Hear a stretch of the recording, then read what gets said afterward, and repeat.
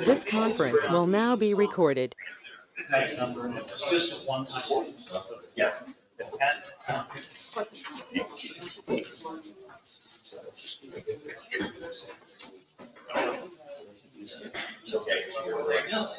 A lot of people who spend 8,000.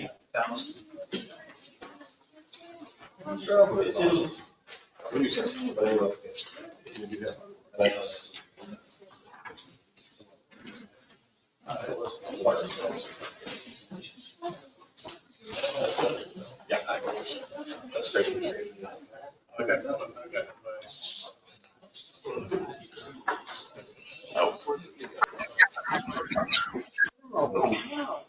Well, here we go. Yeah, I'm trying to get situated. I mean, but I appreciate the capital project.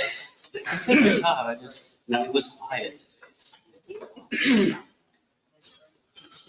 I've got 9:39, and we'll go ahead and call this regular meeting of the KTMPO Transportation and Planning Policy Board to order at this time, noting that James has told me that I'm late and that we have a quorum, and I needed, and the recording was already starting. So, James, thank you for the prompting.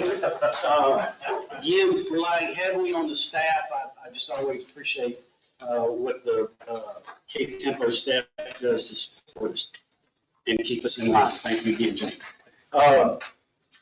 Item number 2 on the agenda is the opportunity for public comment. Is there anyone here in person that would like to address the policy board this morning? Seeing and hearing none, is there anyone that's participating online? We have 12 members online, no public comments. Okay, very good, thank you. We'll move on to item number 3 on the agenda, which is an action item regarding the, regarding the approval of the minutes from the July 24, 2024 meeting. That should be on pages 8 through 11 on the packet that was sent out to you, provided by the staff. Yeah, move to approve. We have a motion to approve and a second over here. Any further discussion on the minutes? Hearing none, all those in favor say aye. Aye. All those opposed say no. Ayes have it, motion carries. Item number 4 on the agenda is discussion and action item regarding the nomination and election of the Transportation Policy Board Chair and Vice Chair for FY 2025. Information should have gone out on page 14 of your packet. First and foremost, let me say that I have truly and thoroughly enjoyed the opportunity to hold these meetings up by 4 or 5 minutes on a monthly basis for the last 2 years. And today, 8 minutes. 9 minutes, I guess, I want to be, get around there. In fact, it truly has. It's been a great honor to chair this board. And I've always appreciated your leniency and understanding. And most importantly, I want to tell you, I appreciate more so than I ever thought 4 or 5 years ago. The effort that the staff puts into organizing a lot of information that is critical, I believe really is truly critical to a regional effort of advancing our transportation and safety within the CTCOG region. So in that, with a tear in my eye, I am no longer eligible. I am no longer eligible to be the chair, although I do. I mean this sincerely. I truly appreciate the support of all of you and the KTMPO staff. So with that, we do need to identify those that would lead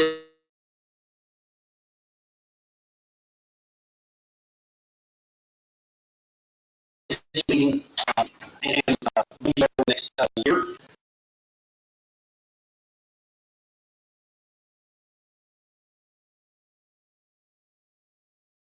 Or vice chair. Those individuals being currently the vice chair, Councilmember on order, Mr. Butner from Hill Country Transit, as well as Mr. Adams from Killeen, as well as Commissioner Whitson from, or I should say Councilmember Adams from Killeen and Commissioner Whitson from Bell County. Kind of in reviewing some things historically, the vice chair typically, unless they just don't want to participate, would step up to be the chair. So I would humbly support a nomination and motion. I move that we nominate Susan to be chair for 2025. I'll second.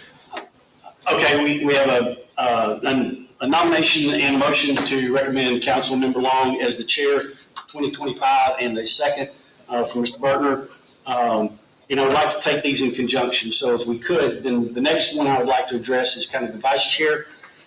Because we do have three very distinct entities, I try to be objective about some things, so I kind of went back and looked historically. Mr. Bertner, I apologize, but I believe our bylaws prevent you from serving in that capacity. And I can speak to that. It's not specifically our bylaws, it's actually U.S. code. It states that policy board members shall be elected officials. Yeah, I'm an alternate right now. And as you serve, even though the way our bylaws are written, you serve in that capacity, it has to be an elected official that fills out. Oh, okay. Yeah. Even better. Yeah, all I know is Ryan called me yesterday when I was at the hospital and asked if I would be interested. I said I'd be happy and honored if you need me, whatever, but I'm happy either way. So with that, Gerald, I do appreciate that you would have express willingness to serve in that capacity. And then looking historically, our chair and vice chair have really been very heavily weighted on the cities that are participating, because obviously there's lots of projects that have a huge impact. In review going back to 2013, there has not been a representative from Bell County as a governmental entity that is served in that capacity. So with that, it would be my recommendation. I'm certainly open to discussion of it, but I also do believe in parity and how we serve the region. And so given that, I would recommend to the board that Commissioner Whitson would fill that position as vice chair, so that we get a more equitable distribution of chair and vice chair, across the region, historically. Motion then to nominate Commissioner Wilson. Second. Okay, so everyone is clear. Taking these together, there is a motion and a second to recommend Councilmember Long as the chair for FY 2025, and a motion and a second for Commissioner Whitson to serve as the vice chair for FY 2025. And taking those two motions, we will vote on those as one action item, and I would open the floor up to any further discussion on either of those motions to be considered under item number 5.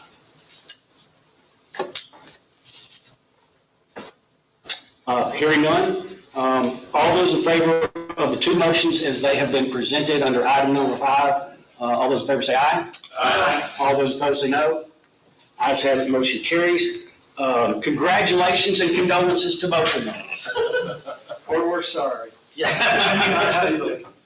No, I tell you, I do. I mean this very humbly. Out of all the things that I do in my capacity in Coral County, serving, on KTMPO is really the most user-friendly, easiest, non-political, non-drama,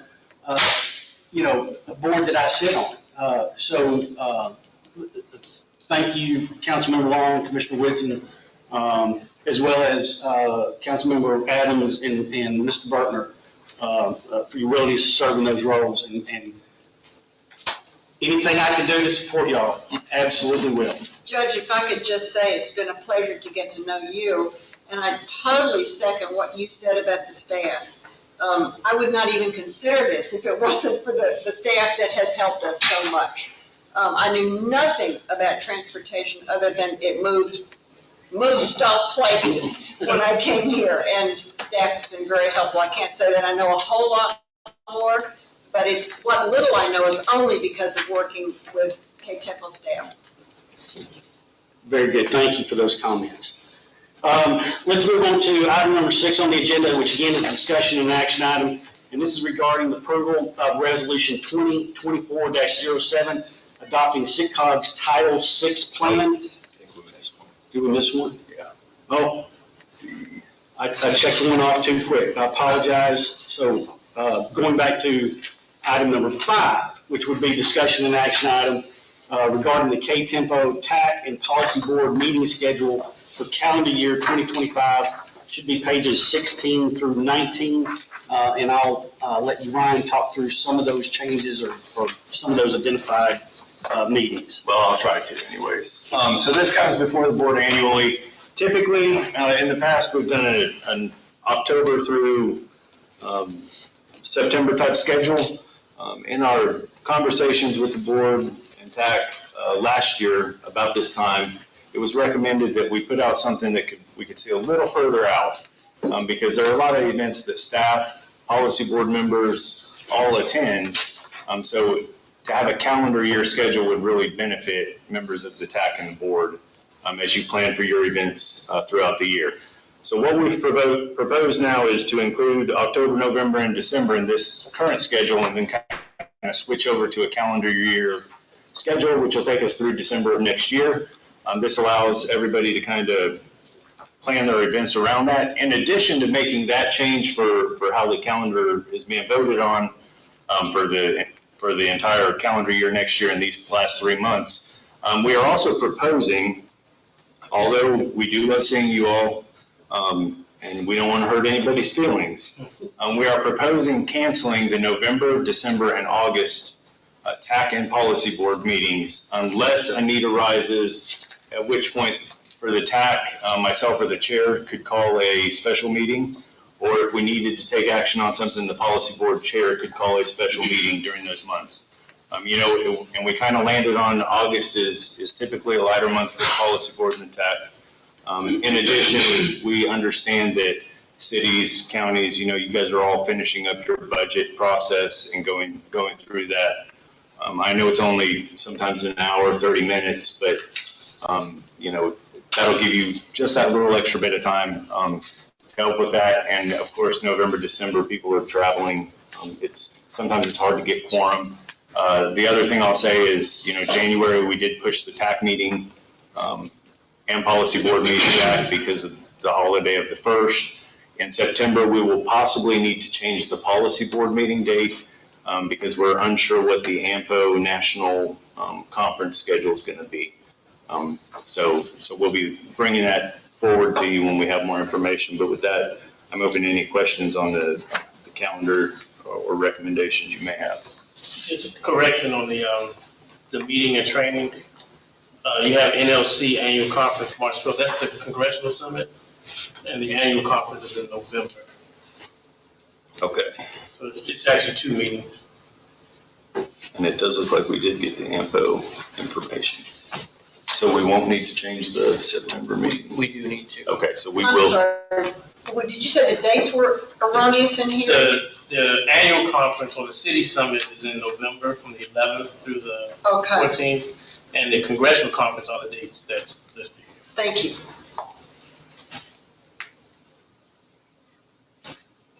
Okay, so. Yeah, the AMPO conference next year is that 3rd week of September, which is when we would normally have our policy board meeting. So we do need to move it either up a week or back a week.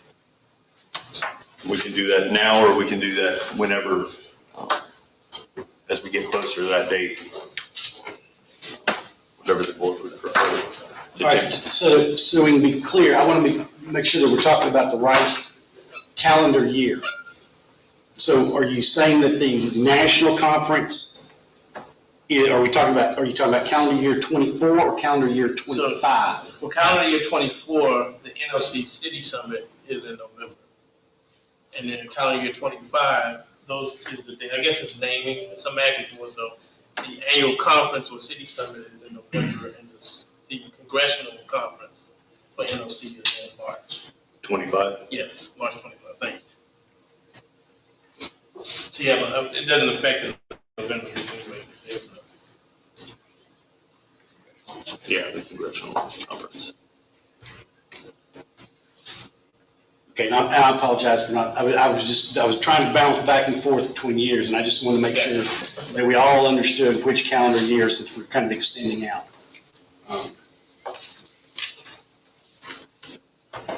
So do we want to go ahead and just set a date then for the September 25 meeting? Just pick one of those two?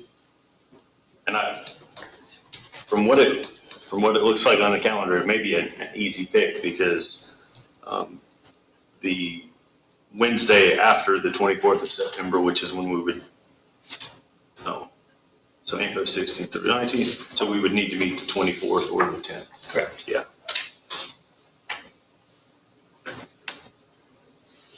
And the 24th would be in keeping kind of with the 2-week separation between the TAC meeting and the policy. There'd be a third week. Yeah. But if we move it up to the 10th, it would be like what we just did for this. Yeah, where we had TAC and then the following week. But for those who attend the TAC meeting, this stuff is all still fresh on your mind, so maybe that's the best. I don't know. Since there's no meeting in August, why don't we pick the earliest date? November, December, and November, December. Good. So it'd be proposed for September 10th 25. of 25. Yes. Okay. So given the calendar that you've been presented, with the recommendation that the September meeting, we select September 10th as the policy board meeting. Any further discussion or questions for the staff?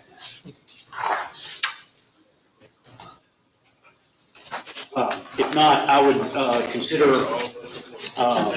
a motion to approve the proposed calendar for the remainder of 24 as well as calendar year 25, with the addition of the September 10th meeting being the transportation policy board meeting for September.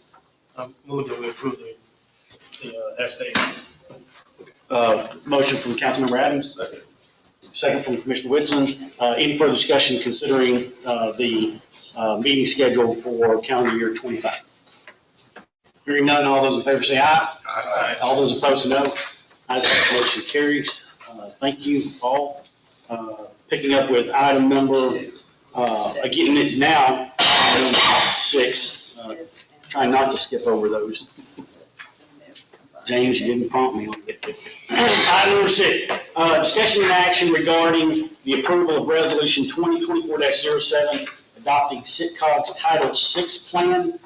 That went out on pages 22 through 24 of your packet, as well as, I believe, the entire Title VI plan was emailed out to you as part of the meeting packet overall. So with that, I'm going to turn it over to you, Ryan. Thank you, Judge.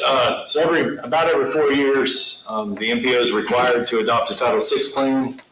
Typically what we do is we take CTCOGs and we write the letters KTMPO on the front and we just pass it. This resolution would actually officially adopt CTCOG's plan, which they recently did an overhaul of and adopted, I believe it was in June. July. In July of 2024. Although we would be adopting this Title VI plan, I know at the TAC meeting there were some questions because it's it's based on non-discrimination regulations. A lot of that has to do with the construction side, where those dollars lay. MPOs are required to do this because MPOs are eligible to actually do construction projects.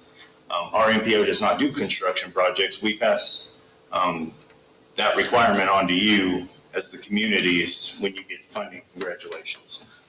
So ultimately, this serves as a, for lack of a better term, a check mark in a box at federal highways that says KTMPO does have a Title VI plan, and then if the board at some point did want to take on a project, we would have to ensure that everything in the Title VI plan was met. That's all I have, unless I missed something, Judge. Move to adopt CTCOG's plan. That's our. Second. We've got a motion to adopt the Title VI plan as our own from Commissioner Whitson, the second from Councilmember Adams. Any further discussion on item number 6? Hearing none, all those in favor say aye. Aye. All those opposed say no. Ayes have it, motion carries. Item number 7 on the agenda is a discussion and action item regarding the approval of resolution 2024-08 proclaiming October 2024 as Pedestrian Safety Month. That resolution went out on pages 30 through 34 of your packet, and I would call on Anita to give us the update on that resolution. Thank you, Judge Miller. Historically, KTMPO has supported the Walk to School Month and Walk to School Day, which is also in October. However, this month, we propose to leverage our safety initiatives that we have been promoting all year long and declare October as National Pedestrian Safety Month. Some of the statistics between 2018 and 2022, our region has had 51 total fatal crashes and 80 total serious injury crashes over that 5-year period. In light of that and understanding that Walk to School is a priority and we continue to support cities that promote Walk to School, we would like to recommend the resolution of National Pedestrian Safety Month be recognized. Does anyone have any questions? Thank you, Anita. And again, the only real significant change is kind of a fundamental or just philosophical, rather than identifying, walk or bike to school, it is, Pedestrian Safety Month overall, encompassing that whole non-motorized transportation piece, if you will. If there's no questions for the staff, I would entertain a motion to approve Resolution 2024-08, proclaiming October 2024 as Pedestrian Safety Month. Motion to approve is presented by Anita. Second. We've got a motion from Councilmember Long and a second from Mr. Lee. Any further discussions concerning Resolution 2024-08? Hearing none, all those in favor say aye. Aye. All those opposed say no. Ayes have it, motion carries. Item number 8 on the agenda is a discussion action item regarding the approval of the updated September 2024 SS4A project listing. That again went out on pages 30 through 34 of your packet. And I'm going to turn it over to James. Thank you, Judge. I'll say a couple things and then I'll pass it off to Dan here with Kinley Horn, who's going to give an update. But back in April, there was we presented an initial project listing, and this is just to present the done a lot more work over the summer, and there's a lot more projects, and so we have an updated listing, and there's some more projects that are recommended for selection for the HSIP and SS4A. And I'll turn over to Dan now, let him speak on those. Thanks, James. Thank you very much. All right. Good morning, everyone. So good to see everybody again. I realize it's been a little bit. I wanted to provide an update on the Central Texas Roadway Safety Action Plan that CTCOG is leading in partnership with KTMPO. A lot has been going on in the background just to kind of catch everybody up. We will be submitting to CTCOG for internal review the draft safety action plan on October 4th. So that's about a little more than 2 weeks away now. The plan will include in total, right now I think the current number is 111 projects from across the CTCOG region that are focused on roadway safety infrastructure opportunities, as well as 10 recommended policy type recommendations that could be the subject of future supplemental planning or demonstration project grants for different more region-wide policy needs or county-wide policy needs. So today what I want to talk about is, as part of that scope, we're scoped to support the COG and its member agencies with the development of application supporting material for up to 10 projects for TxDOT's HSIP off-system call and up to 6 projects for the SS4A implementation or demonstration project grant call. Back in April, The board had approved the initial list of projects, which included 4 SS4A projects and 5 HSIP projects. And the purpose of this presentation today is we're seeking approval for the remaining projects that have been identified to begin development of HSIP materials and SS4A application materials for those projects. So just a quick reminder on, why and how we're selecting these different projects. The focus for the SS4A implementation grant projects that are going to be more successful tend to have a high fatal and serious injury crash rate, tend to include project elements from the FHWA proven safety countermeasures list, and they're typically of a higher project cost. Bonus points are awarded if the project is located within an equity focus area, and for spot or systemic locations, that equity focus area adds points, as well as if it's an intersection project. Operationally complex intersections generally get better ratings just because they tend to have a lot more crashes there sometimes as well. With the HSIP grant that's funded through TxDOT, they're not just looking at fatal and serious injury crashes, but they're also looking at minor injury or V crashes as well. And typically those project costs are a bit lower just because the district allocations for off-system projects is a lot smaller than the SS4A program. So TxDOT has its own HSIP-focused countermeasure. So as we begin to develop HSIP projects with the different cities and counties in the region, we've really been focused on that TxDOT list. And they're specifically looking for countermeasures, at the very least in the Waco district, but also in some of the other districts we're working in, for Bryan district and Brentwood district. Countermeasures that really address intersection and pedestrian safety, and then in rural areas that are more systemic, also looking at run-off the road crashes. So as we're developing those projects, either on the SS4A track or the HSIP track, these are the things we're generally keeping in mind. So just a reminder, the initial projects identified in March 2024, Rancier Avenue / FM 439 in Killeen, South 31st Street / FM 1741 in Temple, and US 79 in Rockdale. So those were the 3 that were initially approved by the board. We're continuing development on those 3 projects already. We've had some initial discussions with some of the stakeholders on these projects.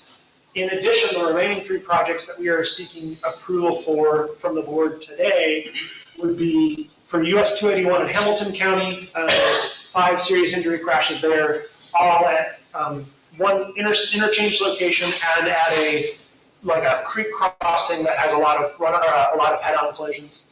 US 84 in Goldthwaite, looking at that segment that goes to the northeast of town and comes around this large curve there where we've seen fatal and serious injury crashes. And then in Belton, the intersection in vicinity of Taylor's Valley Road and FM 93 or East 6th Avenue, where we've seen 3 serious injury crashes there at that intersection recently in the past couple of years. So we're basically asking for the remaining 3 of the 6 projects that we're going to be supporting cities with and counties with and developing SS4A implementation and demonstration project opportunities, and using the last 3 slots for these 3 projects here. For HSIP, the initial projects we had identified in March 2024, and we have conducted field reviews and drafted HSIP review packets for these 4 projects already, and we'll be getting them back to those project sponsors in the next few weeks. Old Nolanville Road in Nolanville, Sparta Road in Bell County, and then Avenue H and 25th Street in Temple, Texas. So those 4 projects were approved back in March 2024. We've been working with those project sponsors to develop packets for those 4 projects there. The additional 6 project slots that are open with staff, we had identified the following 6 projects. So in Rockdale, Texas, Belton Avenue and San Gabriel Street, several intersection serious injury crashes in that location. In Milam County near Cameron, Texas, County Road 215 at 202, several minor injury crashes at that intersection. And then 2 projects on county roads in Lampasas County where there have been run-off-the-road crashes at sharp curves that don't have any curb delineation or signage or warning right now. In addition, the 2 remaining projects that we're recommending, try that again. 1 project in Harker Heights, Fuller Lane, from FM 3481 to Tye Valley Road, where we've seen several minor injury crashes at curbs and at intersections. And then the intersection of Featherline Drive at Chaparral Road, where we've seen 5 minor injury crashes over the past 3 years. And for those 2 projects, the first one we're looking more at signing and striping. The second one, that's more of intersection improvements that are focused on some of the operations and safety challenges there.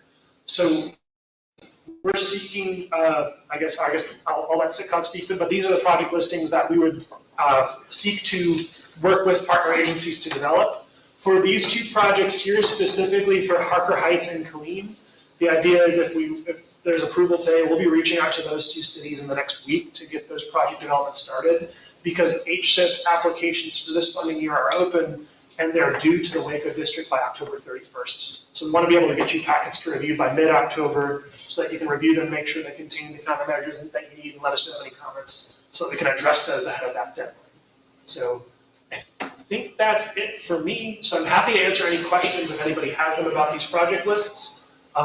Or James, if not, I can turn it back to you.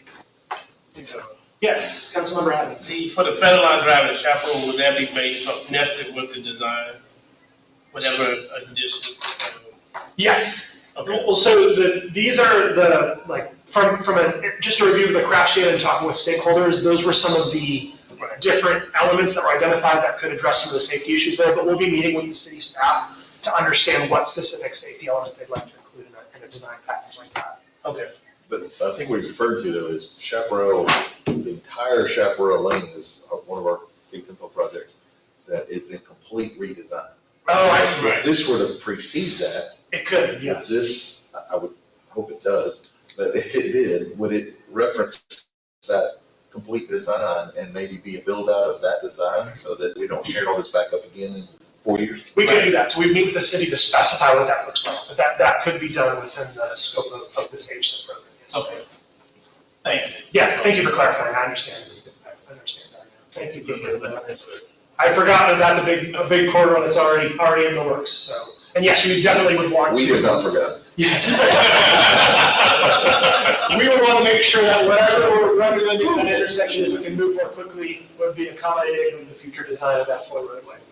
Well, move more quickly and consolidate or combine the design so that you're not doing one, then tearing up to do the other. Sure, exactly. I mean, nothing drives people crazier. Yes.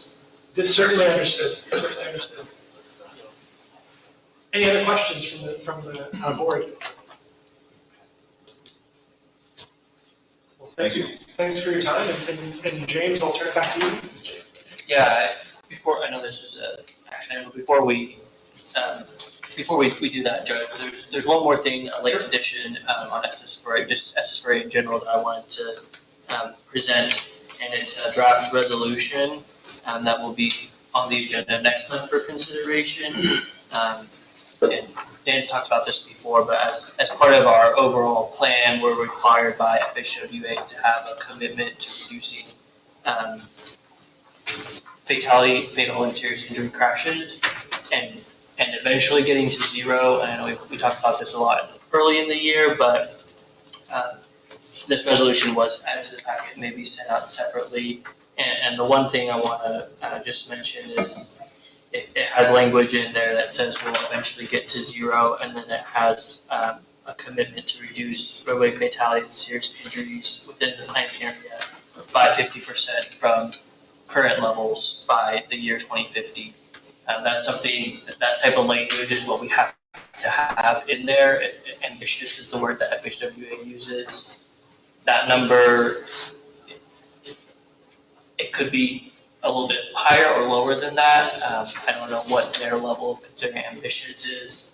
I was looking back at what we've done at the beginning of this year, and there was about, I think 50 to 60 fatal and serious injury crashes. So by 2050, we want that to be 30. That's what this commitment would be. But since it is a commitment, we wanted to get this in front of the board and just let everyone know about it before we present it next month officially for consideration. So.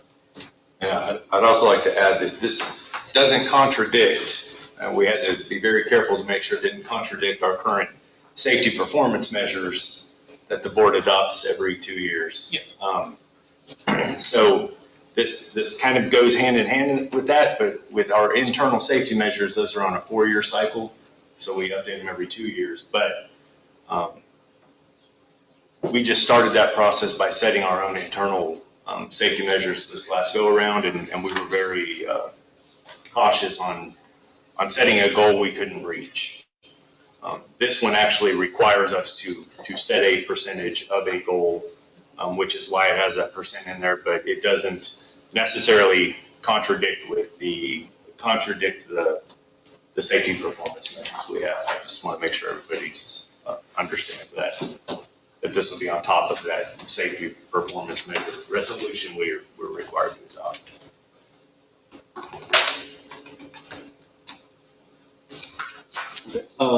Thank you, Ryan. Thank you, James, and thank you, Dan.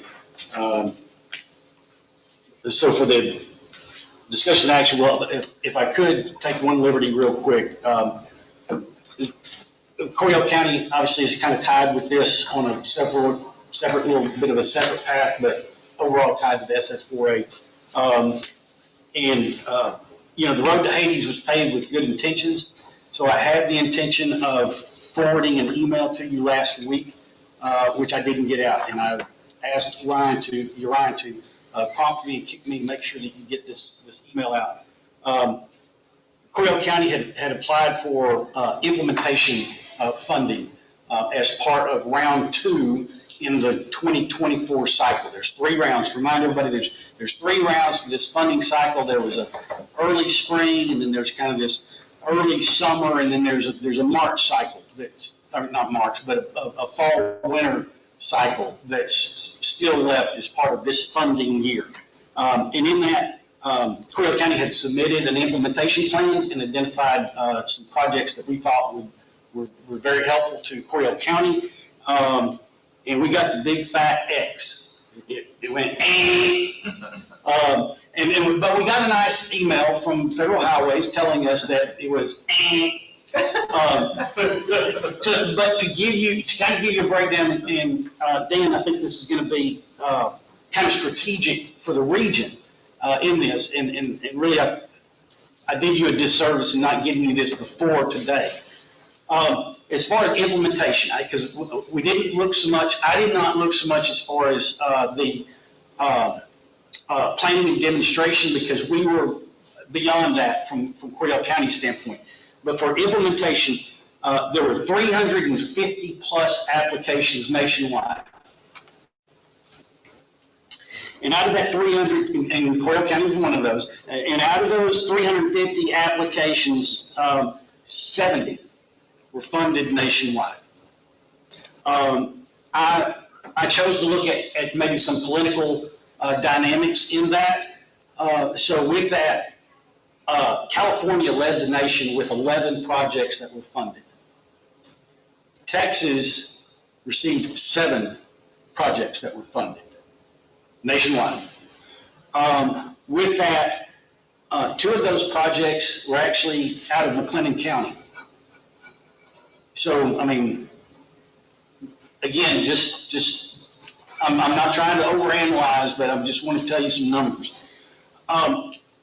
The very brief look at it, economically disadvantaged / LMI was huge, was a huge metric in scoring. I don't care if you had 1,000 deaths at an intersection, if it did not support a huge number of economically disadvantaged / low to moderate income people, it didn't get funded. I mean, it was very, very obvious that metric is huge in the weighting factor. Urban versus rural. Urban projects were at about a 4-to-1 over rural. And I think that plays into, and again, I'm just giving it the cursory look at it, that goes back into how many people are being served by these federal funds that are being allocated. And they're looking for a head count. So that becomes another metric in how things were funded. That's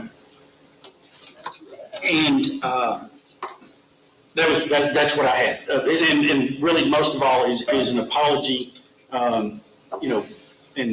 Happiness is never having to say you're sorry. Well, I'm sorry again. I should have gotten that information out to you before this meeting. I've tasked you, Ryan, and the staff who are so good about keeping me on the right track to make sure that I push that email out to you. Because as KTMPO and CTCOG moves forward with the regional plan and how we're presenting these projects, to me, just on the surface, the very first cut of it, it is critical that we package them in the right way. I do not believe that a one-off intersection over here or a one-off intersection over here is going to get funded. I don't believe that. I could be wrong, but I'm just saying I don't believe that at this point. I think the strategy has got to become, how do we group things, and I'm not the smart guy to figure it out, but how do we group things that meet the federal standards that they're looking for to pull as many of those funds in? And it may be that we've got to spend some time really analyzing and prioritizing the projects that we're going to submit. Anyway, that's Miller's 2 cents. And I didn't mean to get off on a tangent on it, but I think it's very important that all of you are aware, just there is some information out there that can be analyzed. And as we move forward with, starting to submit implementation funding or implementation application, that we take a good hard look at what's going to benefit the region and what best meets the metrics that are between the lines, if you will. You're stressing metrics between the lines that are not written out, but you have to interpret. Yes, ma'am. Thank you. Absolutely. I think Got it. Dan's happy to speak to some of the successes they've had and what those projects kind of look like. Yeah, Dan, if you want to follow up, and I mean, I don't want to hold anybody up, but I do think that's, we're kind of at a key juncture here. I think it's good. This counts for our in-kind match time, so. It's worth talking about. So, Judge Miller, yeah, you're exactly right. I mean, the equity component's huge. There's been a lot of projects that have been funded that are really focused on vulnerable road users. So we're talking about, safety for pedestrians and cyclists, both in urban and rural. So projects, even if their main intent isn't necessarily to, even if the main intent's not putting sidewalk in all the way or putting in a bike lane or putting in a pedestrian overpass, those elements should be part of grant applications. So, if you're looking at doing a road corridor that's had a lot of, vehicle crashes, adding in elements that focus on pedestrian or bicycle access will help the application, even if that's not the primary goal of the project. My team and some of my colleagues across Texas have been involved with regions that have won 2 implementation grants for this most recent cycle. The city of Midland, which was awarded about $8 million for a corridor, as well as Metropolitan, which is the regional planning organization for Little Rock, Arkansas region, Central Arkansas. And they were awarded a $25 million grant, and that grant was structured similar to what Judge Miller said. It had identified 6 corridors throughout the region that generally have the same profile, high crashes, and many of the countermeasures were focused on speed management, access management, and pedestrian and bicycle accessibility. And nearly all of the corridors were in those equity-focused, low, medium income areas. So there are certainly options out there where perhaps individual cities might want to go after a grant themselves. Perhaps there's an option for different grants to kind of be compiled into one regional application. But those are different options that we're talking about, and there's been success awarded in both ways for that. So, but I'll just second what you said, Judge. The equity component's huge, the vulnerable road user component's huge. But really, we want to also make sure that these are projects that the cities and county sponsors really want as well. That still needs to be the overall goal, right? We don't want to just come in and try to get projects without really vetting them with the city and county folks to make sure that they're going to be publicly supported, they're going to be feasible given the constraints that are already there within the community. So it's a delicate balance to strike, but we want to find, we want to work with the stakeholders. We believe we've done that with this list, to find what those projects that have that stakeholder and public backing are, and then to Judge Miller's point, package them in a way where they will make a compelling grant application once submitted for implementation. Well, when you submit that grant, is demographics of the people who live in that area, is that part of the grant process? So it would be, so the US DOT has what they call like an equity, US DOT equity census tract map that takes into a whole bunch of factors. So it's not any one factor, it's a blend of probably 40 or 50 different factors, everything from transportation vulnerability to environmental vulnerability to median income to demographic makeup. So it takes in a bunch of factors, and that's really what they're using. So it's not any one factor. But they kind of give a map of, hey, here's where these census tracts are. And as part of our analysis, we're both looking at if those projects are located in those census tracts, but we're also running models that show for trips that originate from those census tracts, what roads are those trips taking. And that will allow us to make a case that even if a road isn't necessarily in that equity census tract, if we can show that a lot of trips that originate from that tract are using that road to get to work or to get to where they need to go, we're trying to make that case as part of those applications.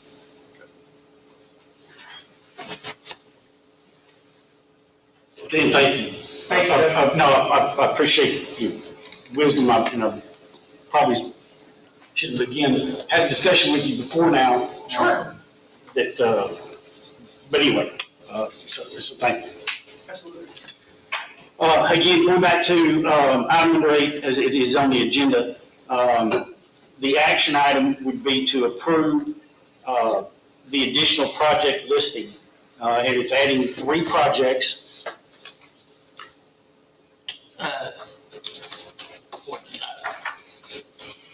I think it's 6 HSIP and 3 SS4A. Yeah, I move that we approve the updated September 2024 SS4A project listing. I only second it. Got a motion to approve the updated list, thank you, and a second. Any further discussion on item number 8? Hearing none, all those in favor say aye. Aye. All those opposed say no. Ayes have it, motion carries. And very quickly, excuse me, what's the timetable on this, if these get approved? I can answer that too. So the HSIP project will come first. So as we develop these projects for the sponsors, we're going to focus on HSIP first because that HSIP call is open. And applications, depending on the district, are due to the district. So what will happen with HSIP is the cities or the counties will submit an application to the district, and then the district will consider all the applications they receive, and will generally announce successful funders in early 2025. But those applications are due back to the district. For Waco, I think it's October 31st. And I think for Bryan and Brown, what I'm confirming, but it's either also mid-October or mid-November.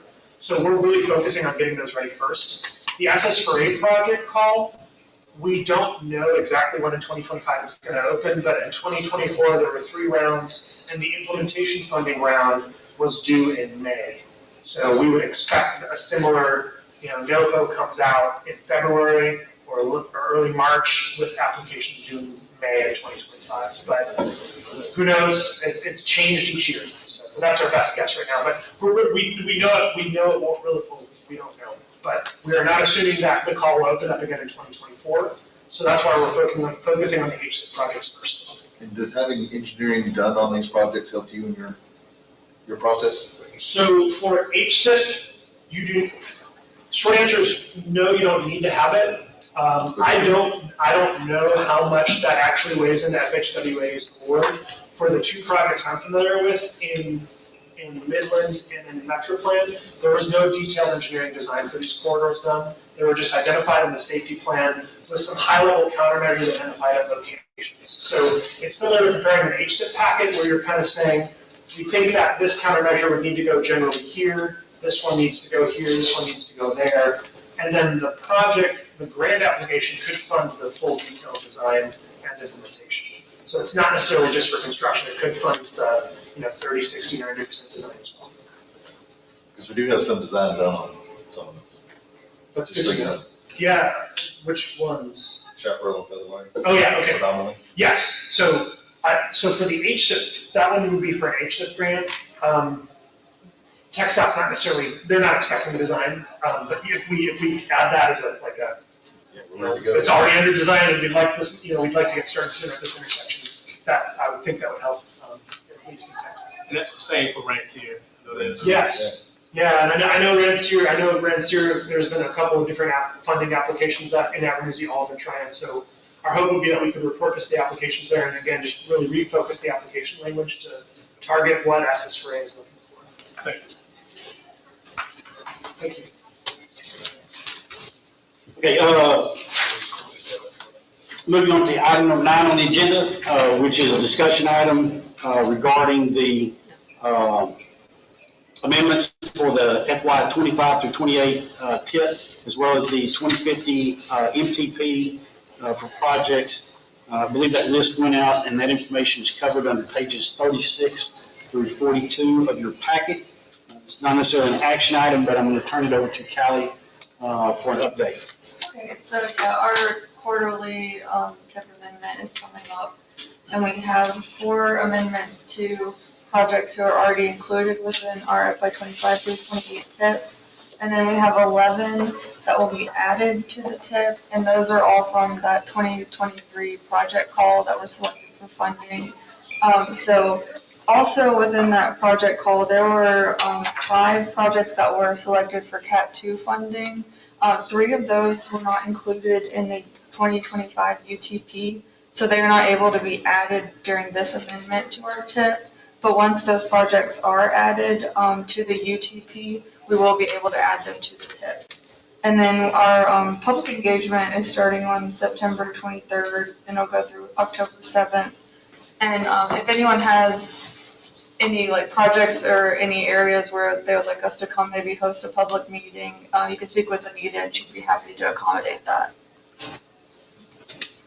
So, I'm sorry, I had a hard time hearing you. Can you go back a couple of slides? When is the UTP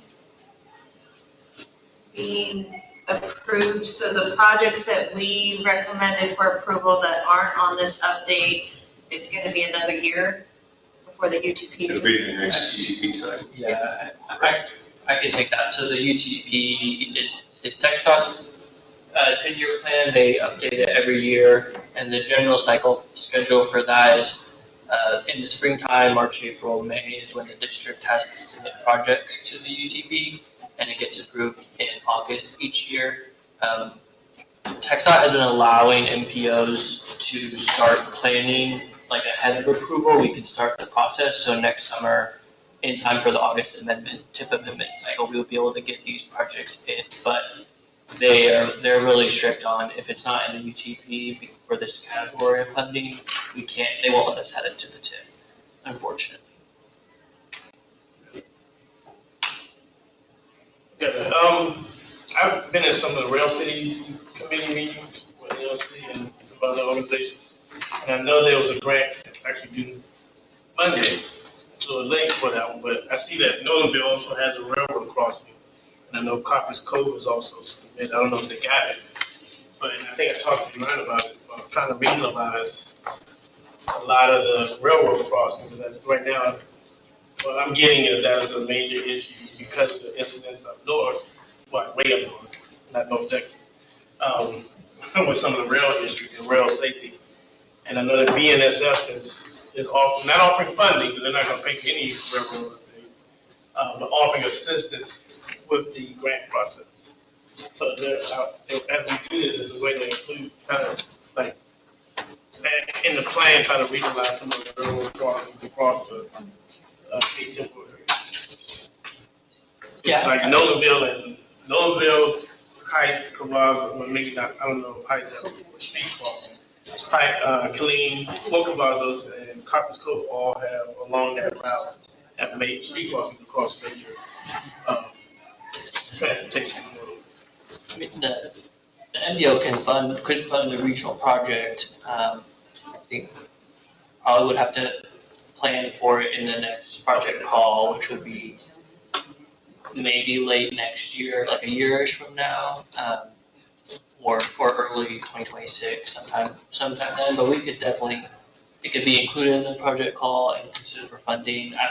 I have to double check what it's eligible for. It might only be eligible for category 7, since it's not on system, unless there's some on system crossings, and then those could potentially get category 2. But yeah, and I think we discussed this a couple meetings ago. We can definitely look into some of those grants and see if there's something that the MPO can assist with a regional project for. I think we're better able to be approved if it's more reasonable. Yeah, larger, grouping all that work together. Yeah. I agree. So I can volunteer Heights for one of the public meetings. You need a place there at the activity center. Yes, I'm working with Sarah right now to nail down a date. I've suggested October the 1st. But thank you. The other thing is since we already agreed to these 5 projects, the 3 have to be added, are we going to line it up so that as soon as TxDOT approves, then we go out for public? Or are we gonna have to go through the process all again? We could do public engagement now for them, like in the next, but I think what we'll target is we'll do it in June next year and have it approved in July, and then it'll be ready for the August submittal. That's probably what we would target. Because we would know by June, we would work with TxDOT and make sure they have it in their list, and they would work with Brenton and Victor and their team to make sure all of that's going through. And as hot as Chaparral is, expect the question. We've already talked about it, it's already been publicized that this was approved, and now it's being pulled back. You're gonna get a lot of public question on that. The other thing is in the packet, the alignment for Indian Trail, it combines 3 other projects, not the Indian Trail sidewalk project. Yeah. So if we can get that revised. Yeah, there's a few things in the maps and the information that I think was in the project listing that doesn't quite match up. So we're gonna look back through those to make sure it's all correct before next month's meeting we'll approve everything and public engagement.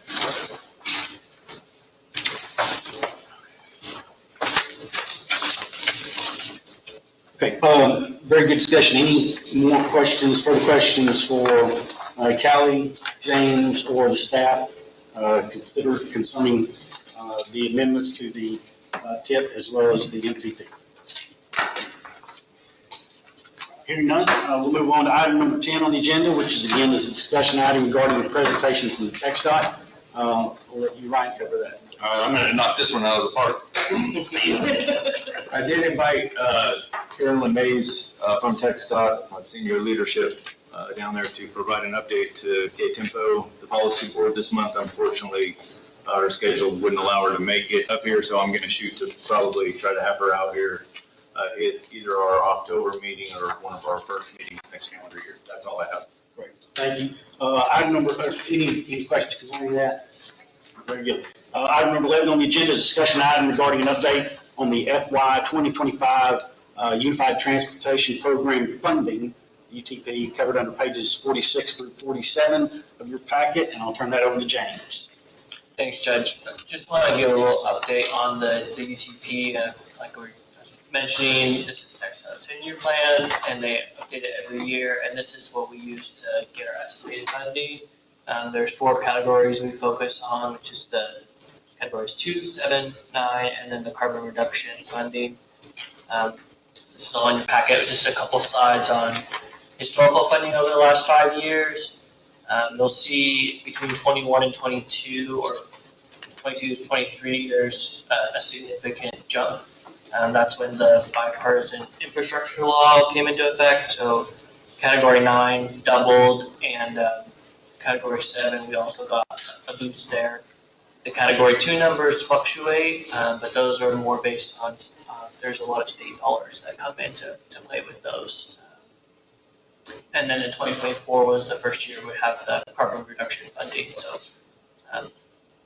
that number will go down because it's a combination of 3 years of funding in one, but I think we're about $1.5 million a year on average is what we expect to get for that program.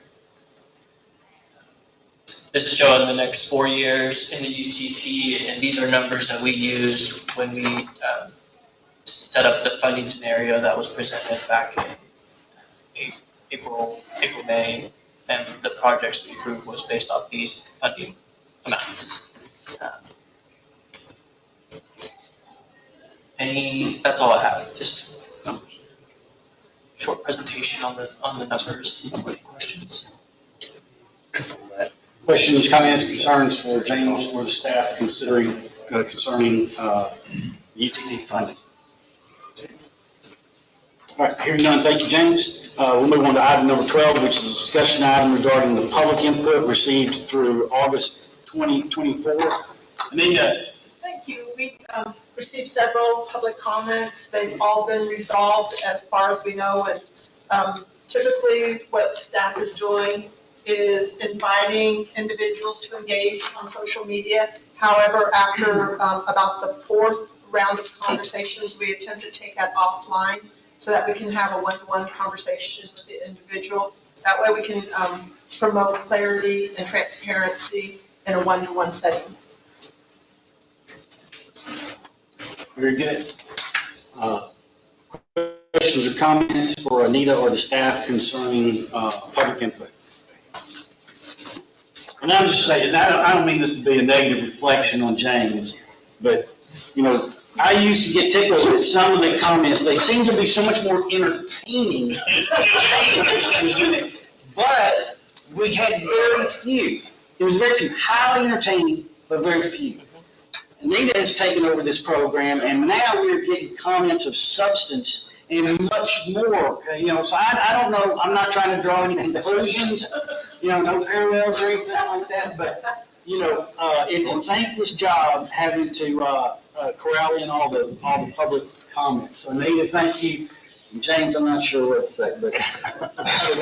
And the funny thing is, she's still smiling. Yes, yes, she is. Anita has certainly earned her keep last month or two. A lot of it's been my fault. One of these particular here, I had literally hours of conversations with this gentleman offline, not on here, but trying to explain all this. And somehow he gets, basically all he wants to do is blame Killeen for everything. So somehow Basically what? he just wants to blame Killeen for everything. Oh. He's just dissatisfied with the city for whatever reason. And so no matter how you try to explain or how you try to help them understand, some people just want to be right about being wrong. And you can't help that. But she has done a great job in trying to help also explain how KTMPO processes work and show him how that works, but some people just don't want to listen. Most definitely.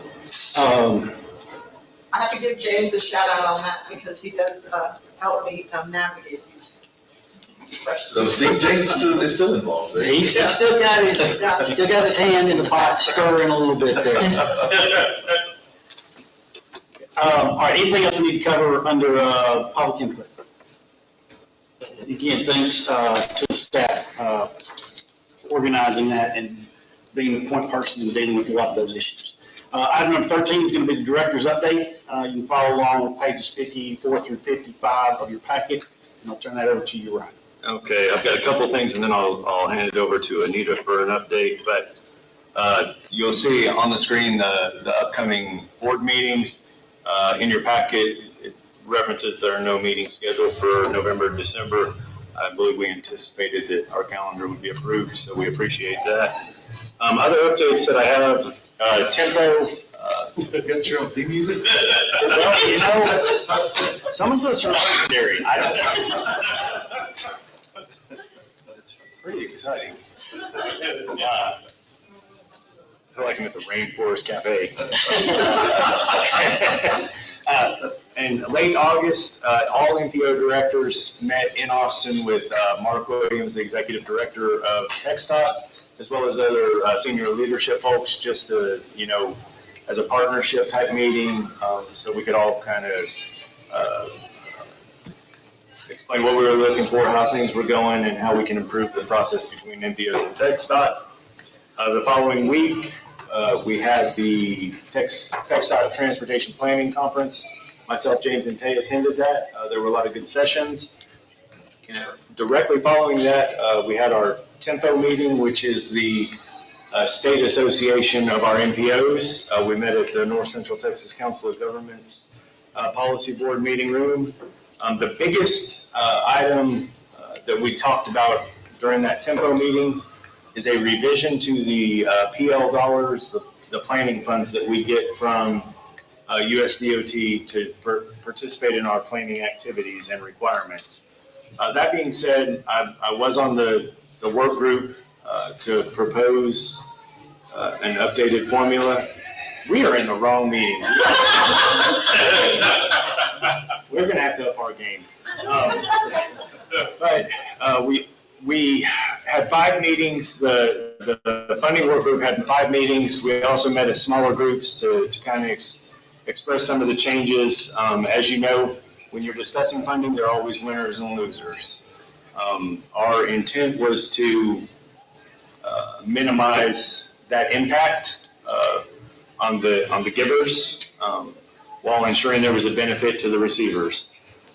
Since 2006, small MPOs, their annual operating budget has been a flat rate or a base rate of $180,000 to conduct all of their planning activities because their populations are so small.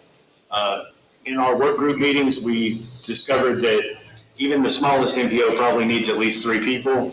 The estimated cost to effectively run an MPO is probably upward of $350,000 now.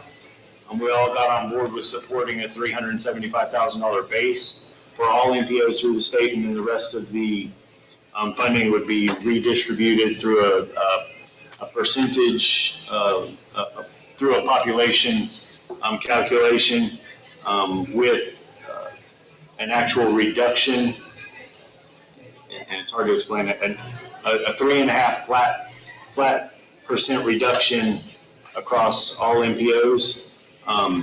With the funding scenario that we have put forward for TEMPO to consider and TxDOT to consider, KTMPO would potentially be losing about $20,000 a year.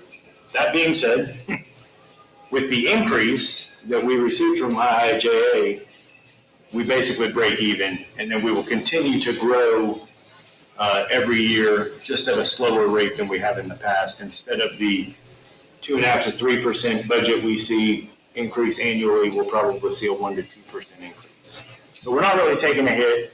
In addition, we plan pretty well, and we have carryover funds for, say federal highway shuts down or whatever. We have about $1 million in planning dollars that could support staff and our activities for an entire year. So this impact will be very minimal to KTMPO as an MPO. That being said, there are 2 MPOs, Waco and Beaumont, Fort Arthur, that are going to experience an actual 15. One is a 6% cut, and one is a 15% cut, just because of how they landed in the population. So we fared pretty well. We are. I know they're not your MPOs, but what's good for us is good for them, and what's good for them is what's good for us. We are trying to find ways to mitigate any of that negative impact, like hold harmless or other types of funding that can make them whole as they go through a transition of possibly losing some funding. So that was the biggest thing. I anticipate we'll hear something from TxDOT that they were hard chargers and said they wanted to implement it for fiscal year 2025.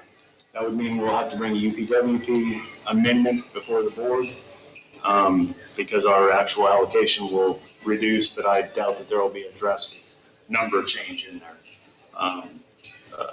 But if we don't get it in there in time, then I guess I'll have to wait for 2026.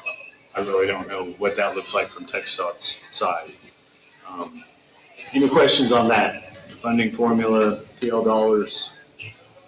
All right. Other things I have are the HSIP project call you just heard. We talked about that a little bit. There's a 10% local match on those projects that I believe is going to be covered by TxDOT this year in the form of TDCs. Yeah, we're getting the details, but we think that the TDCs are a little weird. I think you have to apply for them. So there's a possibility that the 10% is covered, but there may be an administrative step in between it actually being covered and not. But that is something that's different from previous years. Additionally, the statewide 2025 Transportation Alternatives Project Call is expected to open in January. The AMPO National Conference is next week. James, myself, and Callie will be attending that, as well as Councilmember Adams.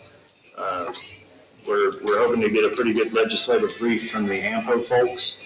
The NPO Institute, for all of you who indicated you would like to attend or take classes from the NPO Institute, we have paid that invoice. You should have received login credentials or some communications from AMPO.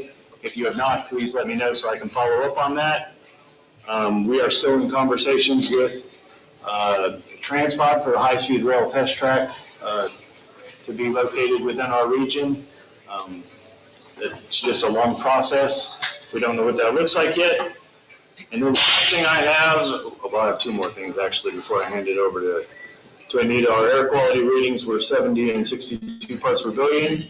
The last thing I have before I transfer over to Anita is, just so everybody's aware, KTMPO was designated an MPO in 1975. That being said, next year would be the 50-year anniversary of the MPO. We're looking, bless you, internally at what we may be able to do, a luncheon or something to celebrate the MPO's 50th year. So if you see things coming out for that, probably will come from Anita. We're not sure what that looks like yet, or if we even can do anything. But we'll navigate through that. We've got a little time. I just wanted to make everybody aware. And with that, I'll let Anita talk to the Texas Trails and Active Transportation Conference that she attended. Thank you so much, Ryan, and way to press through. Actually, if you're wondering what's happening over there, that's the Alzheimer's support group, and they're doing experiential music with caregivers and their loved ones who are experiencing. See, Anita knows. So, thank you once again for allowing me and our BPAC chair to attend the Texas Trails and Active Transportation Conference. It was very inspirational. I'm super excited for the ideas that they presented, and there's many areas around the United States that actually are putting these ideas to use. One of them is this idea for 8 and 80. This is specifically regarding subdivisions. If you build a road inside of a subdivision that's good for an 8-year-old and good for an 80-year-old, it's good for the whole community. It's good for the whole city. I just love that whole theory there. Another thing that we learned is that TTI actually has a bike head count loaner program. We did an e-bike tour, and the city of Austin has one of those out. Theirs was a $35,000 instrument. It had a camera on it. It counted 50 feet wide, every bicyclist, every pedestrian that crossed over. I'm reaching out to them to find out if we can use their loaner program. It won't be as beautiful as the one in the city of Austin, but it will definitely get the job done. What it helped them do is determine foot traffic during high impact area and events, and they were able to use that data to fund other projects. It's really a great tool. Another thing that I learned is when we're thinking about bike lanes or pedestrian sidewalks, crosswalks, the idea really is to think network over a lane. You want to think, how are those going to be connecting? Think connectivity, and that's a very forward-thinking process, especially as like our region continues to grow. And when we think about equitable solutions for under-resourced citizens, we want to be thinking along those terms. They also, TxDOT gave a presentation about bicycle tourism and some of the trends that are happening in the state of Texas. And there's actually a active transportation master plan that's working its way around the state of Texas and possibly will be in the consideration of something like that, maybe in 2027, 2026. We're not on the radar yet. But one of the things that we can actively do to be prepared is to write our own active transportation master plan for our region. And this would encompass a multi-jurisdictional trail network within the KTMPO region that actually connects our boundaries. So this would be a win for all. An example is that San Antonio, they have a 100-mile trail network that goes from the Alamo all the way up to the Capitol. And so I know that Williamson County has a network, and so we border along that. So somehow when we're starting to plan and develop, we want to be thinking, how can we connect with those regional networks? Very inspirational. Thank you. Any questions? Thank you for the update. Really good. 8 to 80. That's the philosophy that I'm taking away from. Yeah, 8 and 80. Yes. Not 8 to 80. Oh, That's 8 too and wide. 80. If it's good for an 8-year-old and it's good for an 80-year-old, then it'll be good for the rest of us. 8 and 80. Okay. There's actually a website for that, y'all, if y'all are interested in it. Corrected myself on that. But thank you for the update. Ryan, anything else to cover under the director's update? I don't have anything unless there are questions for me. Questions, comments from the board? Okay, hearing none, we move on to item number 14, which is member comments. Open it up to the board for any comments, Mr. Adams, Councilman Adams.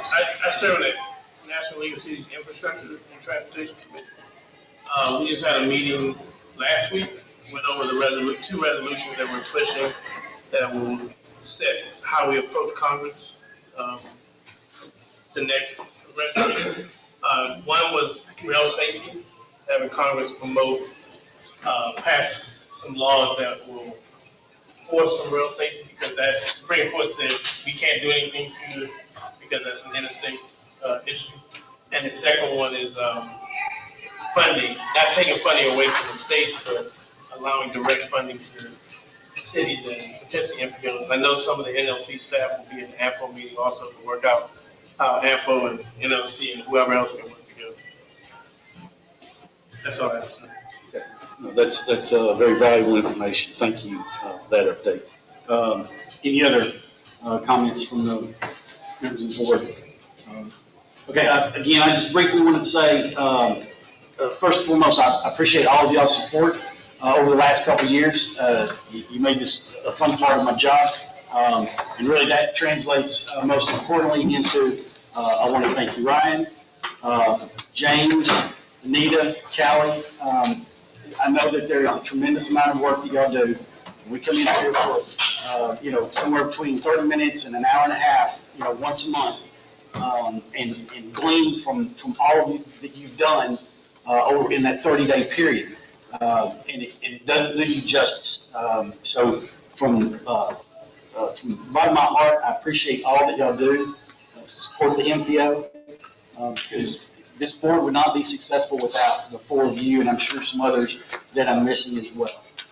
With that, our next meeting is on October 16th. I encourage you to be here on time, because I understand that Councilmember Long carried a pretty tight ship. 9:31, you might not be in the quorum, is what I'm saying.